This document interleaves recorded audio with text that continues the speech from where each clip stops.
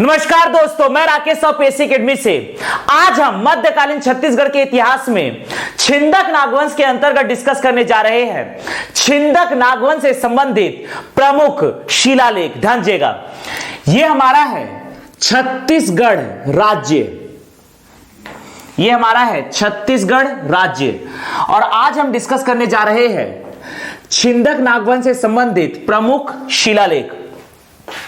यह है बस्तर संभाग, मिडिल पोर्शन में है दुर्ग तथा रायपुर संभाग, बिलासपुर तथा सरगुजा संभाग, कांकेर, नारायणपुर, दंतेवाड़ा, कांकेर, नारायणपुर, दंतेवाड़ा, बीजापुर, सुकमा, बस्तर, कोंडागांव।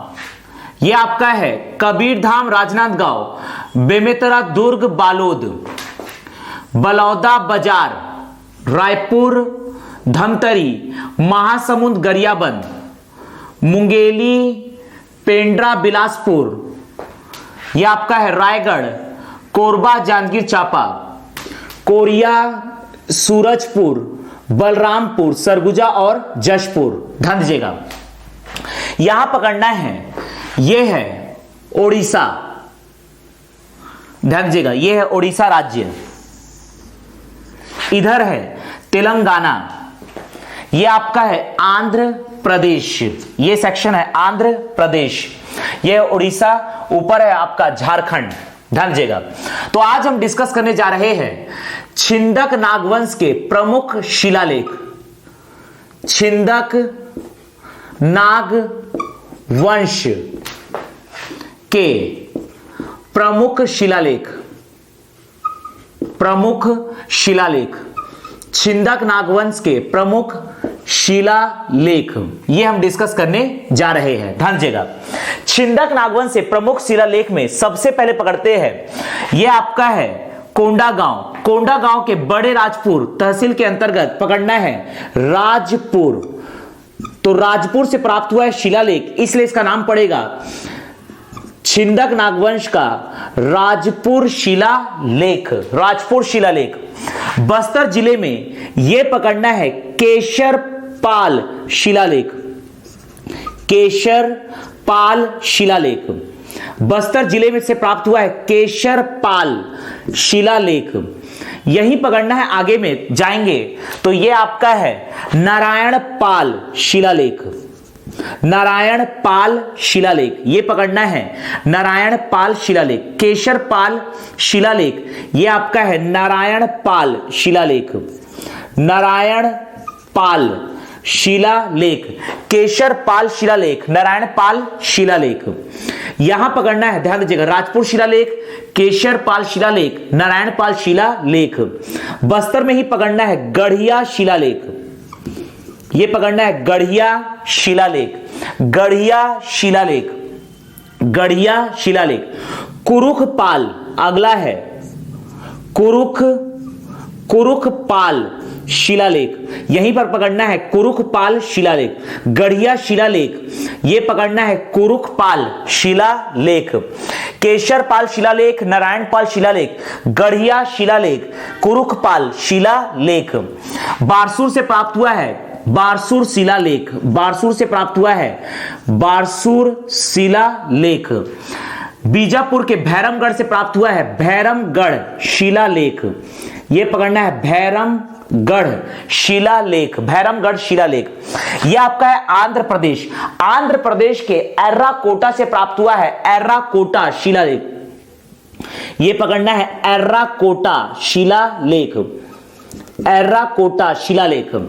उड़ीसा के टेमरा से प्राप्त हुआ है टेमरा शिलालेख। उड़ीसा के टेमरा से प्राप्त हुआ है टेमरा शिलालेख। उड़ीसा के टेमरा से प्राप्त हुआ है टेमरा शिलालेख। उड़ीसा के टेमरा से प्राप्त हुआ है टेमरा शिलालेख। उड़ीसा के टेमरा से प्राप्त हुआ है टेमरा शिलालेख। तो आज हम डिस्कस करने जा रहे हैं छिंदक नागवंश के प्रमुख शिलालेख। ध्यान दीजिएगा, राजपुर शिलालेख, भैरमगढ़ शिलालेख, बारसूर शिलालेख, बस्तर में केसरपाल शिलालेख, नारायणपाल शिलालेख, गढ़िया शिलालेख, कुरुखपाल शिलालेख, टेमरा शिलालेख, उड़ीसा से टेमरा शिलालेख, और यह है आपका आंध्र प्रदेश से एर्राकोटा शिलालेख। ध्यान दीजिएगा, सबसे पहले हम डिस्कस करने जा रहे हैं राजपुर शिलालेख। ये राजपुर शिलालेख है, ध्यान दीजिएगा, राजपुर शिलालेख। सबसे पहले हम डिस्कस करने जा रहे हैं राजपुर शिलालेख। राजपुर शिलालेख है छिंदक नागवंश के शासक मधुरांतक देव का राजपुर शिलालेख। राजपुर से प्राप्त हुआ है राजपुर शिलालेख। राजपुर से प्राप्त हुआ है राजपुर शिलालेख। राजपुर शिलालेख है मधुरांतक देव का राजपुर शिलालेख। मधुरांतक देव का राजपुर शिलालेख। मधुरांतक देव का राजपुर शिलालेख। मधुरांतक देव का राजपुर शिलालेख से हमें इस बात की जानकारी प्राप्त होती है कि धारा वर्ष की मृत्यु के बाद मधुरांतक देव ने दक्षिण भारत के प्रतापी तथा प्रसिद्ध शासक राजेंद्र चोल प्रथम की सहायता से छिंदक नागवंश के साम्राज्य पर अपना आधिपत्य जमाया था। ध्यान दीजिएगा, तो इस प्रकार से मधुरांतक देव के राजपुर शिलालेख से हमें इस बात की जानकारी प्राप्त होती है। ध्यान दीजिएगा, मधुरांतक देव के राजपुर शिलालेख से हमें इस बात की जानकारी प्राप्त होती है कि धारा वर्ष की मृत्यु के बाद मधुरांतक देव ने दक्षिण भारत के प्रतापी शासक राजेंद्र चोल प्रथम की सहायता से छिंदक नागवंश के साम्राज्य पर अपना कब्जा किया था। ध्यान दीजिएगा, मधुरांतक देव के राजपुर शिलालेख से हमें इस बात की जानकारी प्राप्त होती है कि धारा वर्ष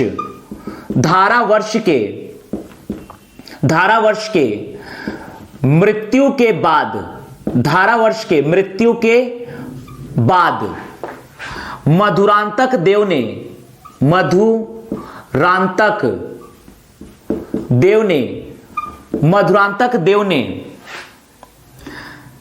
दक्षिण भारत के प्रतापी शासक राजेंद्र चोल प्रथम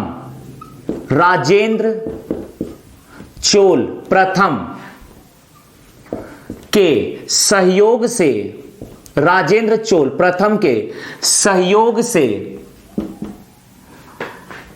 छिंदक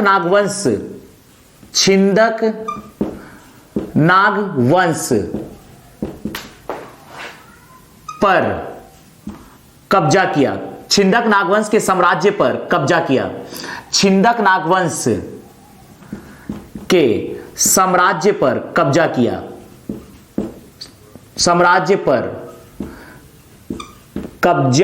किया। इसी शिलालेख से हमें इस बात की भी जानकारी प्राप्त होती है कि मधुरांतक देव ने छिंदक नागवंश की उप राजधानी बनाया भ्रमरकोट के बाद चक्रकोट अर्थात चित्रकोट को। ध्यान दीजिएगा, इसी शिलालेख से हमें इस बात की जानकारी प्राप्त होती है। ध्यान दीजिएगा, टेमरा है उड़ीसा में, जबकि एर्राकोट है आंध्र प्रदेश में। ध्यान दीजिएगा, एर्राकोट है आंध्र प्रदेश में, टेमरा है उड़ीसा में और एर्राकोट है आंध्र प्रदेश में। ध्यान दीजिएगा, धारा वर्ष की मृत्यु के बाद मधुरांतक देव ने राजेंद्र चोल प्रथम के सहयोग से छिंदक नागवंश के साम्राज्य पर कब्जा किया तथा अपनी उप राजधानी बनाया चक्रकोट को, जो आज का है चित्रकोट, जहां पर चित्रकोट जलप्रपात स्थित है इंद्रावती नदी पर। यहां पर राजपुर शिलालेख है मधुरांतक देव का। मधुरांतक देव के राजपुर शिलालेख से हमें इस बात की जानकारी प्राप्त होती है कि धारा वर्ष की मृत्यु के बाद मधुरांतक देव ने राजेंद्र चोल प्रथम दक्षिण भारत के प्रतापी शासक राजेंद्र चोल प्रथम के सहयोग से छिंदक नागवंश के साम्राज्य पर कब्जा किया तथा अपनी उप राजधानी बनाया चक्रकोट, जो आज का है चित्रकोट। इसके बाद हम डिस्कस करने जा रहे हैं केशरपाल शिलालेख। ध्यान दीजिएगा, अगला हम डिस्कस करने जा रहे हैं केशरपाल शिलालेख। केशरपाल शिलालेख, यह शिलालेख को उत्कीर्ण करवाया है छिंदक नागवंश के शासक, केशरपाल शिलालेख को उत्कीर्ण करवाया है छिंदक नागवंश के शासक जय सिंह के द्वारा। तो यह है केशरपाल शिलालेख। केशरपाल शिलालेख, केशरपाल शिलालेख, केशरपाल शिलालेख। केशरपाल शिलालेख यह है छिंदक नागवंश के शासक जय सिंह का केशरपाल शिलालेख। जय सिंह के छिंदक नागवंश के शासक जय सिंह के केसरपाल शिलालेख से हमें इस बात की जानकारी प्राप्त होती है कि केसरपाल में जो गुड़ियारी शिव मंदिर है, गुड़ियारी महादेव मंदिर है, उसके संस्थापक है जय सिंह। जय सिंह के केसरपाल शिलालेख से हमें इस बात की जानकारी प्राप्त होती है कि बस्तर के केसरपाल में जो गुड़ियारी शिव मंदिर है, गुड़ियारी शिव मंदिर, गुड़ियारी महादेव मंदिर है, महादेव मंदिर है, इसके संस्थापक है जय सिंह। इस मंदिर के संस्थापक है जय सिंह। छिंदक नागवंश के शासक जय सिंह। जय सिंह के बस्तर के केसरपाल शिलालेख से हमें इस बात की जानकारी प्राप्त होती है कि केसरपाल में छिंदक नागवंश के शासक जय सिंह ने गुड़ियारी महादेव मंदिर का निर्माण किया। इसके बाद अगला हम डिस्कस करने जा रहे हैं नारायण पाल शिलालेख। ध्यान दीजिएगा, अगला है नारायण पाल शिलालेख। नारायण पाल शिलालेख अगला है नारायण पाल शिलालेख। नारायण पाल शिलालेख, ध्यान दीजिएगा, यह नारायण पाल शिलालेख है सोमेश्वर प्रथम की माता गुंड महादेवी का नारायण पाल शिलालेख। नारायण पाल शिलालेख है सोमेश्वर प्रथम की माता, सोमेश्वर प्रथम की माता गुंड महादेवी का शिलालेख। गुंड महादेवी, गुंड महादेवी का शिलालेख। नारायण पाल शिलालेख है सोमेश्वर प्रथम की माता अर्थात धारावर्ष की पत्नी गुंड महादेवी का शिलालेख। धारावर्ष तथा गुंड महादेवी के ही सुपुत्र है सोमेश्वर प्रथम। ध्यान दीजिएगा, सोमेश्वर प्रथम की माता गुंड महादेवी के नारायण पाल शिलालेख से हमें इस बात की जानकारी प्राप्त होती है कि रतनपुर कलचुरी वंश के शासक जाजल्य देव प्रथम सोमेश्वर प्रथम को युद्ध में पराजित करते हैं तथा सोमेश्वर प्रथम को सपरिवार रतनपुर में कैद करते हैं। लेकिन सोमेश्वर प्रथम की माता गुंड महादेवी के अनुग्रह पर जाजल्य देव प्रथम सोमेश्वर प्रथम को सपरिवार रिहा करते हैं और इस प्रकार से सोमेश्वर प्रथम जाजल्य देव प्रथम की अधिसत्ता को स्वीकार करते हैं। ध्यान दीजिएगा, सोमेश्वर प्रथम की माता गुंड महादेवी के नारायण पाल शिलालेख से हमें इस बात की जानकारी प्राप्त होती है कि रतनपुर कलचुरी वंश के शासक, रतनपुर कलचुरी वंश के शासक, रतनपुर कलचुरी वंश के शासक जाजल्य देव प्रथम, जाजल्य देव प्रथम सोमेश्वर प्रथम को, सोमेश्वर प्रथम को युद्ध में पराजित कर, युद्ध में पराजित कर, युद्ध में पराजित कर सपरिवार, युद्ध में पराजित कर सपरिवार रतनपुर में, रतनपुर में कैद कर लेते हैं, कैद कर लेते हैं तथा माता गुंड महादेवी, माता गुंड महादेवी के अनुग्रह पर, माता गुंड महादेवी के अनुग्रह पर सोमेश्वर प्रथम को, सोमेश्वर प्रथम को सपरिवार रिहा कर देते हैं, सपरिवार रिहा कर देते हैं। तो इस प्रकार से नारायण पाल शिलालेख से हमें रतनपुर कलचुरी वंश के शासक जाजल्य देव प्रथम तथा सोमेश्वर प्रथम के बीच हुए युद्ध का वर्णन मिलता है और इन दोनों का युद्ध हुआ था बारसूर में। तो रतनपुर कलचुरी वंश के शासक जाजल्य देव प्रथम तथा छिंदक नागवंश के शासक सोमेश्वर प्रथम के बीच होता है बारसूर का युद्ध। इस युद्ध की जानकारी हमें प्राप्त होती है नारायण पाल शिलालेख से। तो इस प्रकार से नारायण पाल शिलालेख से हमें जाजल्य देव प्रथम, रतनपुर कलचुरी वंश के शासक जाजल्य देव प्रथम तथा छिंदक नागवंश के शासक सोमेश्वर प्रथम के बीच हुए युद्ध का वर्णन मिलता है। और इन दोनों के बीच हुआ था युद्ध बारसूर में। तो बारसूर का युद्ध हुआ था सोमेश्वर प्रथम वर्सेस जाजल्यदेव प्रथम। जाजल्यदेव प्रथम ने सोमेश्वर प्रथम को सपरिवार रतनपुर में कैद कर लिया तथा माता गुंड महादेवी के अनुग्रह पर सोमेश्वर प्रथम को जाजल्यदेव प्रथम ने रिहा कर दिया था। तो इस प्रकार से सोमेश्वर प्रथम जाजल्यदेव प्रथम की अधिसत्ता को स्वीकार करते हैं और सोमेश्वर प्रथम कहलाएंगे छिंदक नागवंश के अंतिम स्वतंत्र शासक। अगला हम डिस्कस करने जा रहे हैं, ध्यान दीजिएगा, अगला हम डिस्कस करने जा रहे हैं टेमरा शिलालेख। ध्यान दीजिएगा, अगला हम डिस्कस करने जा रहे हैं टेमरा शिलालेख। ये टेमरा शिलालेख है छिंदक नागवंश के अंतिम शासक हरिश्चंद्र देव का। टेमरा शिलालेख अगला हम डिस्कस करने जा रहे हैं टेमरा शिलालेख। ध्यान दीजिएगा, यह है, इसमें संवत भी लिखा हुआ है 1324 ईस्वी। 1324 ईस्वी टेमरा शिलालेख है हरिश्चंद्र देव का। हरिश्चंद्र देव का टेमरा शिलालेख, हरिश्चंद्र देव का टेमरा शिलालेख। टेमरा शिलालेख को ही कहा जाता है सती स्मारक लेख। टेमरा शिलालेख को ही कहा जाता है सती स्मारक लेख। टेमरा शिलालेख को ही कहा जाता है सती स्मारक लेख। सती स्मारक लेख। और इसको उत्कीर्ण करवाया था छिंदक नागवंश के शासक हरिश्चंद्र देव ने। हरिश्चंद्र देव का उड़ीसा में स्थित है टेमरा शिलालेख, जिसमें संवत लिखा हुआ है 1324 ईस्वी। इससे हमें इस बात की जानकारी प्राप्त होती है कि काकतीय वंश के शासक अन्नम देव तथा छिंदक नागवंश के शासक हरिश्चंद्र देव के बीच युद्ध होता है और काकतीय वंश के शासक अन्नम देव हरिश्चंद्र देव को इस युद्ध में पराजित करते हैं और इस प्रकार से छत्तीसगढ़ से छिंदक नागवंश की समाप्ति हो जाती है तथा अन्नम देव के द्वारा छत्तीसगढ़ में काकतीय वंश की स्थापना की जाती है।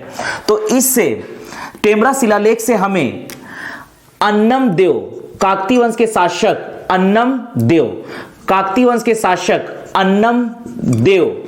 तथा छिंदक नागवंश के शासक हरिश्चंद्र देव के युद्ध का वर्णन मिलता है। काकतीय वंश के शासक अन्नम देव तथा छिंदक नागवंश के अंतिम शासक हरिश्चंद्र देव के युद्ध का वर्णन मिलता है हरिश्चंद्र देव के टेमरा शिलालेख से या सती स्मारक लेख से। आगे हम डिस्कस करने जा रहे हैं गढ़िया शिलालेख तथा कुरुखपाल शिलालेख। गढ़िया शिलालेख तथा बस्तर का कुरुखपाल शिलालेख, ये दोनों शिलालेख संबंधित है छिंदक नागवंश के शासक सोमेश्वर प्रथम। ध्यान दीजिएगा, गढ़िया शिलालेख तथा कुरुखपाल शिलालेख। अगला हम डिस्कस करने जा रहे हैं गढ़िया शिलालेख तथा कुरुखपाल शिलालेख। ये दोनों ही शिलालेख संबंधित है सोमेश्वर प्रथम से। सोमेश्वर प्रथम का गढ़िया शिलालेख तथा कुरुखपाल शिलालेख। सोमेश्वर प्रथम का छिंदक नागवंश के शासक सोमेश्वर प्रथम का गढ़िया शिलालेख तथा कुरुखपाल शिलालेख। ध्यान दीजिएगा, गढ़िया शिलालेख तथा कुरुखपाल शिलालेख।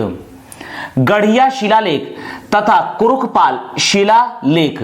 गढ़िया तथा कुरुखपाल शिलालेख, ये दोनों ही शिलालेख संबंधित है सोमेश्वर प्रथम का। सोमेश्वर प्रथम का गढ़िया शिलालेख तथा कुरुखपाल शिलालेख से हमें इस बात की जानकारी प्राप्त होती है कि सोमेश्वर प्रथम जब वयस्क हुए तो इन्होंने मधुरांतक देव के साथ युद्ध किया और मधुरांतक देव को युद्ध में पराजित कर अपने पैतृक साम्राज्य को वापस पा लिया। ध्यान दीजिएगा, सोमेश्वर प्रथम के गढ़िया तथा कुरुखपाल शिलालेख से हमें इस बात की जानकारी प्राप्त होती है कि सोमेश्वर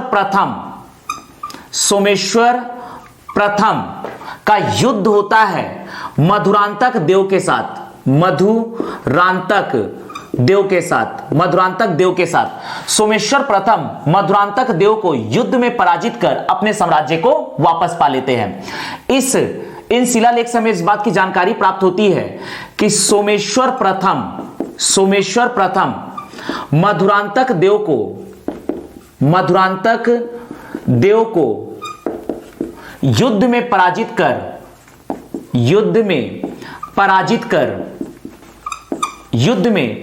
कर अपने पैतृक साम्राज्य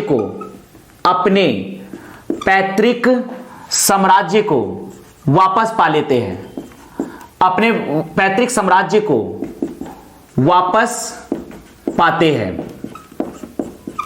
ध्यान दीजिएगा, सोमेश्वर प्रथम के गढ़िया तथा कुरुखपाल शिलालेख से हमें इस बात की जानकारी प्राप्त होती है कि सोमेश्वर प्रथम तथा मधुरांतक देव के बीच युद्ध होता है और सोमेश्वर प्रथम मधुरांतक देव को युद्ध में पराजित कर अपने पैतृक साम्राज्य को वापस पाते हैं। डिस्कस करने जा रहे हैं भैरमगढ़ शिलालेख। ध्यान दीजिएगा, भैरमगढ़ शिलालेख है छिंदक नागवंश के शासक जगदेव भूषण का भैरमगढ़ शिलालेख। ध्यान दीजिएगा, भैरमगढ़ शिलालेख को उत्कीर्ण करवाया है छिंदक नागवंश के शासक जगदेव भूषण ने। तो यह है जगदेव भूषण का भैरमगढ़ शिलालेख, जगदेव भूषण का भैरमगढ़ शिलालेख। ध्यान दीजिएगा, जगदेव भूषण का भैरमगढ़ शिलालेख, जिससे हमें इस बात की जानकारी प्राप्त होती है कि जगदेव भूषण मणिकेश्वरी देवी या दंतेश्वरी देवी के परम भक्त थे। जगदेव भूषण दंतेश्वरी देवी या मणिकेश्वरी देवी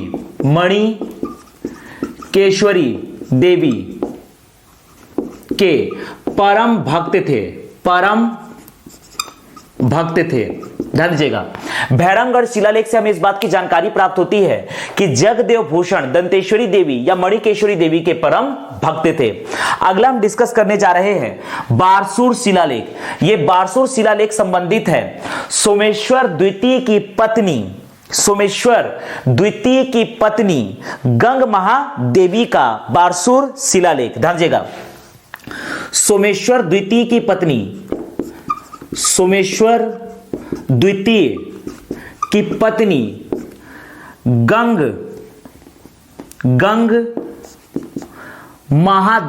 गंग महादेवी का बारसूर शिलालेख, गंग महादेवी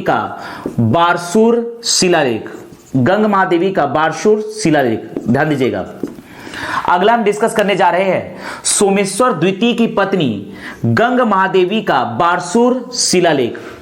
ध्यान दीजिएगा, बारसूर शिलालेख, सोमेश्वर द्वितीय की पत्नी गंग महादेवी का बारसूर शिलालेख से हमें इस बात की जानकारी प्राप्त होती है।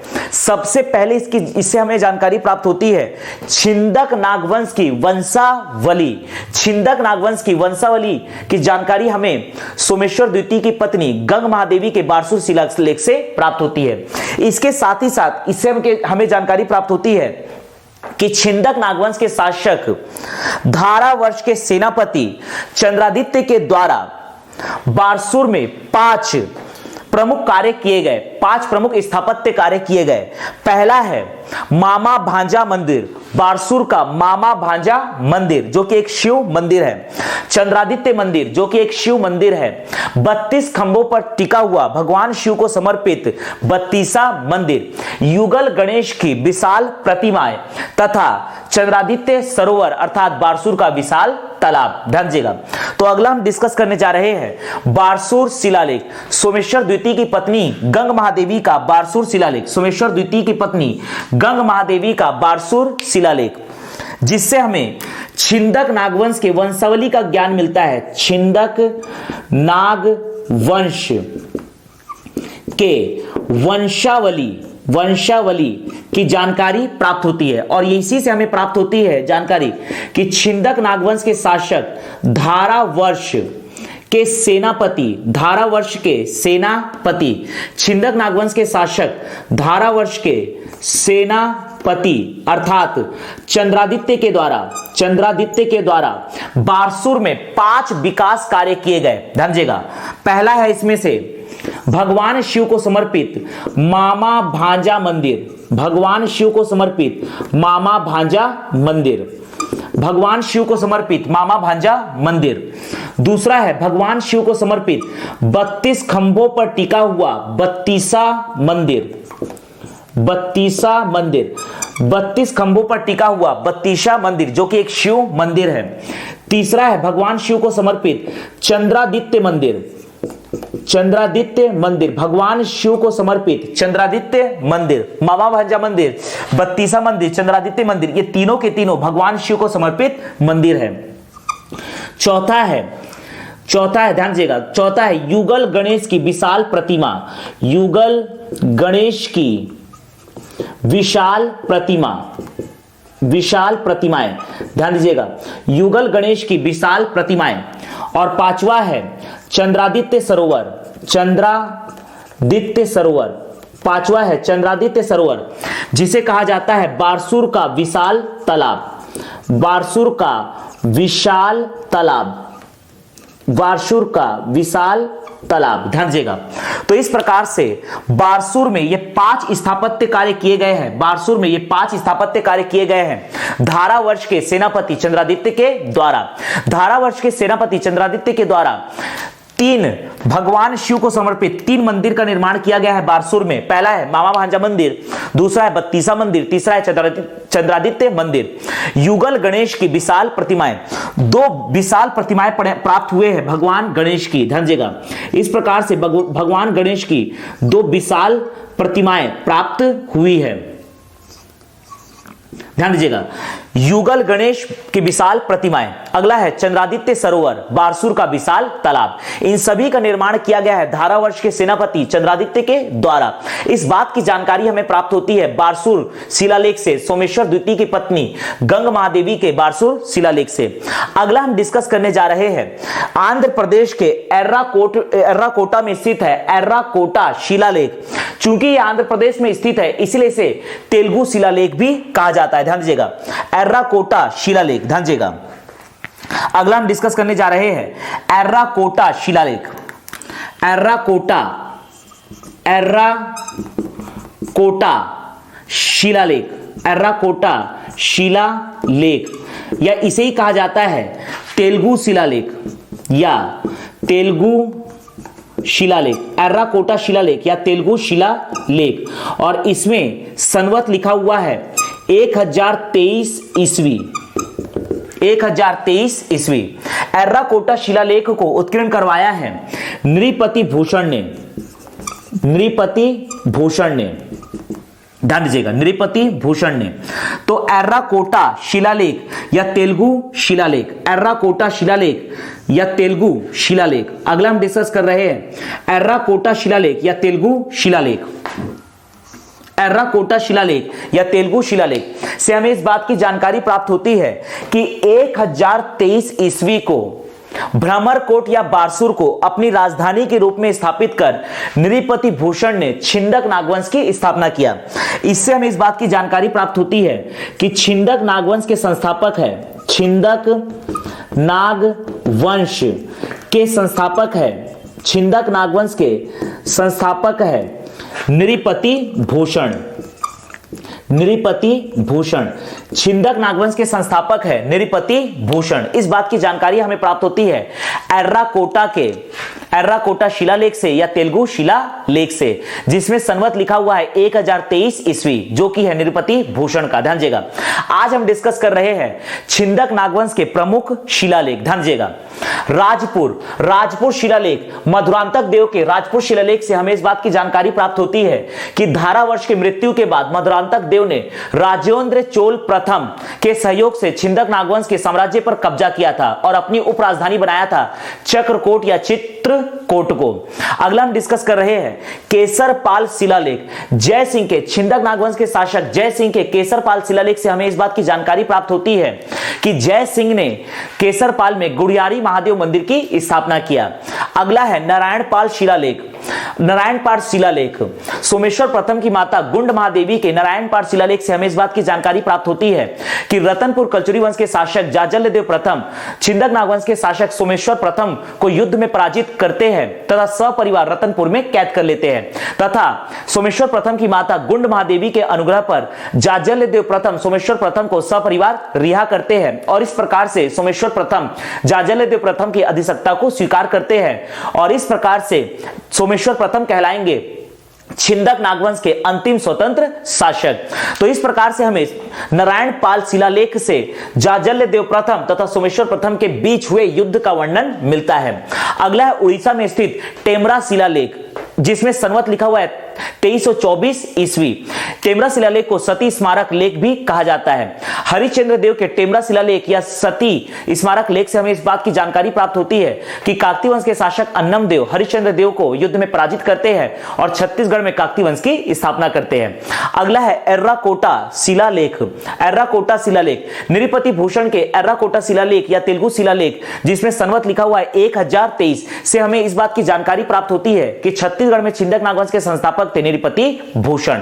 अगला है बस्तर में गढ़िया शिलालेख या कुरुखपाल शिलालेख जो कि है सोमेश्वर प्रथम का शिलालेख। सोमेश्वर प्रथम के गढ़िया शिलालेख तथा कुरुखपाल शिलालेख से हमें इस बात की जानकारी प्राप्त होती है कि सोमेश्वर प्रथम मधुरांतक देव के साथ युद्ध करते हैं अर्थात सोमेश्वर प्रथम व मधुरांतक देव के बीच युद्ध का वर्णन हमें गढ़िया तथा कुरुखपाल शिलालेख से प्राप्त होती है। सोमेश्वर प्रथम मधुरांतक देव को युद्ध में पराजित कर अपने पैतृक साम्राज्य को वापस पा लेते हैं। यह आपका है भैरमगढ़ शिलालेख। जगदेव भूषण के भैरमगढ़ शिलालेख से हमें इस बात की जानकारी प्राप्त होती है कि जगदेव भूषण दंतेश्वरी देवी तथा मणिकेश्वरी देवी के परम भक्त थे। अगला है सोमेश्वर द्वितीय की पत्नी गंग महादेवी का बारसूर शिलालेख जिससे हमें छिंदक नागवंश की वंशावली की जानकारी प्राप्त होती है तथा साथ ही साथ इससे इस बात की जानकारी प्राप्त होती है कि धारावर्ष शासक छिंदक नागवंश के शासक धारावर्ष के सेनापति चंद्रादित्य के द्वारा बारसूर में 5 प्रमुख स्थापत्य कार्य किए गए। पहला है भगवान शिव को समर्पित मामा भांजा मंदिर, भगवान शिव को समर्पित बत्तीसा मंदिर, भगवान शिव को समर्पित चंद्रादित्य मंदिर, युगल गणेश की विशाल प्रतिमाएं तथा चंद्रादित्य सरोवर या बारसूर का विशाल तालाब।